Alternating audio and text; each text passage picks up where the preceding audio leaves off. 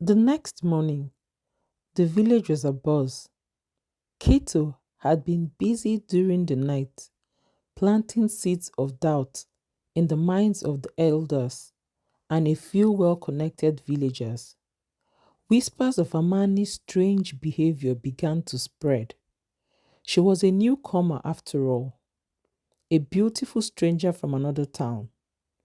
It wasn't hard for Cato to suggest that perhaps Armani wasn't who she seemed. She's been acting strange, he told the village headman in the early hours of the morning. I've heard rumors she's involved in things no one should be messing with. The headman raised a brow. What kind of things, Cato? Cato leaned in, lowering his voice, his tone serious. I don't want to accuse anyone unjustly, but I've heard people say she's been seen meeting with strange men at night. People say witchcraft. The word alone was enough to stir fear. The headman nodded gravely, his brow furrowed in thought. If this is true, we will have to take action. Cato smiled inwardly, his plan already taking root. If the villagers turned against Armani, she would be forced to leave. No one would care to hear what she had to say. But that afternoon, as the accusations began to surface, the villagers gathered to discuss what should be done. Jabari stepped forward. His calm and quiet presence silenced the crowd. I've heard the rumors, he began, his voice steady but with an edge of anger. And I know where they come from. The crowd murmured, glancing at one another, unsure of what Jabari was getting at.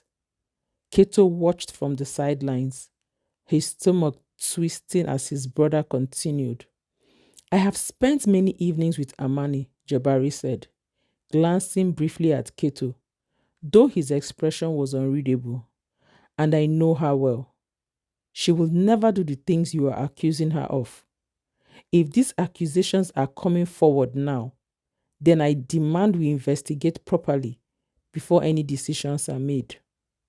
The crowd looked at each other. Jabari's words carried weight. He was respected, known for his fairness, and unlike Cato, he didn't often speak unless he had something important to say. The headman frowned, looking from Jabari to Cato. And you think these accusations are false, Jabari? Yes, I know they are false. Jabari didn't hesitate.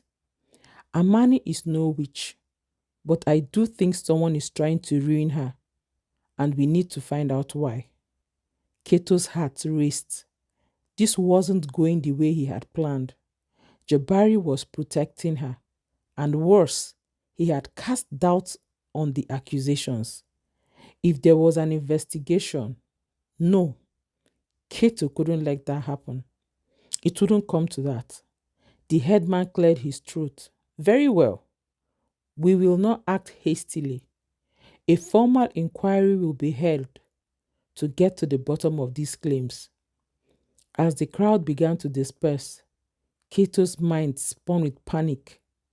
This wasn't over, but he needed to act fast if he was going to protect himself. If Jabari was determined to stand by Amani, then Kato will have to find a way to turn even him against her or risk losing everything. Jabari's quiet strength had always been his greatest weapon, but this time Kato was determined to shatter it. The village buzzed with talk of the inquiry. Elders sat in circles, discussing what they had heard, and young men speculated on what was to come. A heavy tension hung in the air. It wasn't every day the accusations of witchcraft surfaced, and when they did, it never ended well for the accused. Jabari was quiet during the day, but his mind was anything but still. He spent hours walking through the village and speaking with the elders. pleading Amani's case. He knew what would happen if the inquiry didn't go in her favor. Amani would be banished. Or worse, his heart clenched at the thought. This wasn't just about her reputation, this was her life. Kato, meanwhile, was walking from the shadows. His plan to smear Amani had hit a roadblock with Jabari's interference. But he wasn't giving up. Kato had always been able to manipulate people, especially those who owed him favors or feared falling out of his good graces. Now he would use that to his advantage. In the evening, after the sun had dipped below the horizon, Kato called a meeting with a few of his most loyal supporters, men who worked in his father's fields and others who had benefited from his influence. They sat in a circle around a small fire, their faces flickering in the dim light, waiting for Kato to speak. He leaned forward, his voice low. The inquiry is approaching. You've heard the rumors about Armani. They nodded, exchanging glances, some unsure of what Kato was getting at.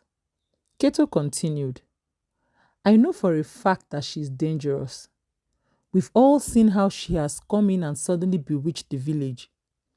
You've seen how Jabari has been acting lately, right? He's not thinking clearly because she has gotten to him too. One of the men, a burly farmer named Rumo, frowned. But Jabari is the one who wants the investigation. Why would he do that if she's guilty? Kato smiled thinly. Because she's good at what she does. She has tricked even him. But we can't let her stay. We need to get rid of her before she destroys the village. Before she does something worse. You've seen strange things, haven't you? Rumo hesitated, but Kato pressed on. Think about it. Remember the night you saw her by the river alone? What was she doing there at that hour? Another man, Yule, spoke up. I have heard strange noises coming from the woods when she's out there. I didn't want to say anything before, but maybe there's something to it. Kato's smile widened. This was working. He leaned back, his voice calm, but with an air of authority. When the elders question you, tell them what you've seen. Speak up. Don't be afraid. If we don't stop her now, it will be too late. The men exchanged uneasy glances. What exactly was his reason? But Cato knew they were going to do as he had asked. He had paid them well in the past, and some had debts they couldn't repay. He promised them small tokens of wealth, enough to sway their loyalty. Satisfied, Cato stood and dismissed the group, watching as they disappeared into the night, his heart thrumming with a dark satisfaction. This was going to work.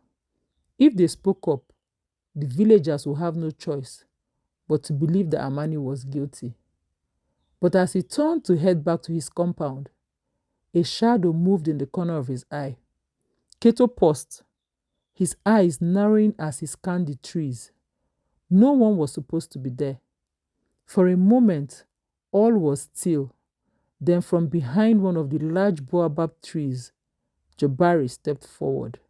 His face was unreadable, but Cato could feel the tension between them like a thick fog. Jabari! Cato! Cato's voice was quiet, but there was a dangerous edge to it. What are you doing?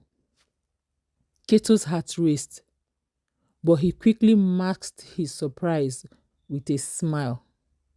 Jabari, brother, I was just speaking with some of the men, preparing them for the inquiry. Jabari's eyes narrowed. I heard what you told them. You are trying to twist their words, to make them believe things that aren't true.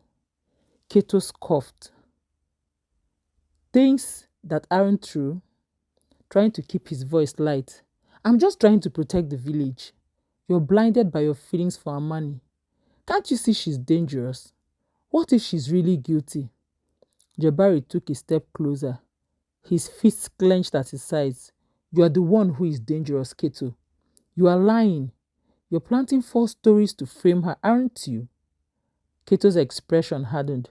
And what if I am? You think anyone is going to believe her over me? I'm doing what's necessary, Jabari. She doesn't belong here. Jabari's face twisted with fury. You're going to get her killed, Keto. For what? Because you couldn't stand that she chose me instead of you. This isn't a game.